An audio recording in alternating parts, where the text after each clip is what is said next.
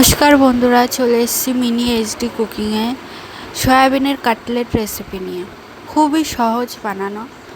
প্রথমে আলুগুলোকে ডুমো ডুমো করে কেটে তার মধ্যে সয়াবিন দিয়ে নুন দিয়ে জল দিয়ে ভালো করে সেদ্ধ করে নেব আলু আর সয়াবিনটা সেদ্ধ হয়ে গেছে।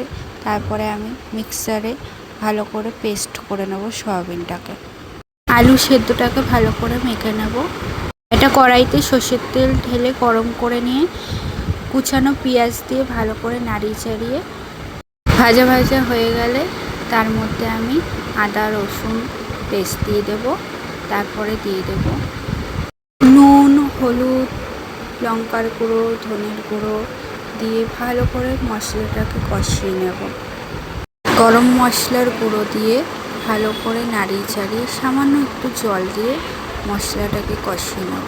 তারপরে সস দেব। তারপরে লাস্টে আমি চিনিটা দিয়েছিলাম, আপনারা পারলে মশলার সাথে চিনিটা অ্যাড করে দিতে পারেন। তারপরে সয়াবিনটাকে আমি কিমার মতন পেস্ট করে নিয়েছি। মশলার মধ্যে আমি দিয়ে দেব সয়াবিনটাকে ভালো করে নাড়িয়ে চাড়িয়ে কষিয়ে নেব। তারপরে আমি আলু সেদ্ধ মাখাটাকে ওর মধ্যে দিয়ে ভালো করে নাড়িয়ে চাড়িয়ে দেখবেন হয়ে এসে তেল ছেড়ে আসবে, তখন বুঝবেন হয়ে এসছে। তারপরে আমি নামিয়ে ঠান্ডা করে নেব কিছুক্ষণের জন্য। আমি একটা বাটির মধ্যে ময়দা নিয়ে নেব, তার মধ্যে নুন দিয়ে দেব, শুকনো লঙ্কার গুঁড়ো দেব, আপনারা চাইলে গোলমরিচও দিতে পারেন, আমি লঙ্কার গুঁড়ো দিয়েছি। একটু সামান্য 1 চিমটা বেকিং সোডা দিয়ে দেব, আপনারা পারলে দিতেও পারেন, নাও দিতে পারেন। তারপরে মিশ্রণটাকে ভালো করে মিশিয়ে নেব। মিশ্রণটাকে আমি একটা বাটির মধ্যে 4 চামচ নিয়ে নেব, নিয়ে একটু জল দিয়ে সামান্য গুলে নেব।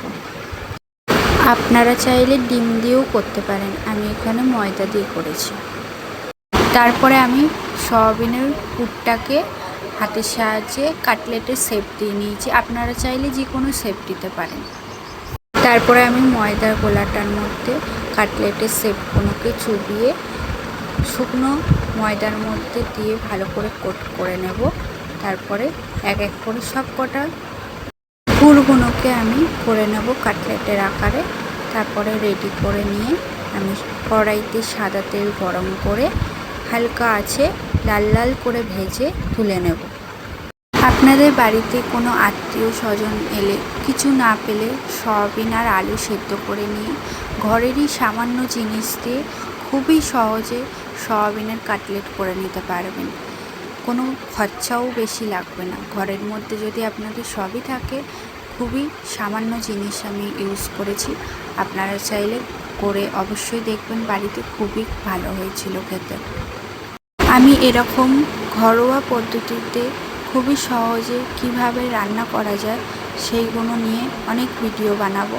ঘরেরই সামান্য জিনিস দিয়ে খুবই সুন্দর সুন্দর রান্না বানানো যায়, সেটাই আপনাদের সাথে শেয়ার করব আমি। আর আপনাদের ভালো লাগলে লাইক, শেয়ার, কমেন্ট করে অবশ্যই জানাবেন কেমন হয়েছে আমার রান্নাটি। আর আপনারাও বাড়িতে বানিয়ে বলবেন কেমন খেতে হয়েছিল। আমার চ্যানেলটাকে সাপোর্ট করুন, সাবস্ক্রাইব করুন। আর এরকম বিভিন্ন রকমের রান্না কি আপনারা চান সেটা কমেন্টে অবশ্যই জানাবেন। আমি আপনাদের মন পছন্দের যে কোনো একটি রেসিপি নিয়ে ভিডিও করব। Thank you.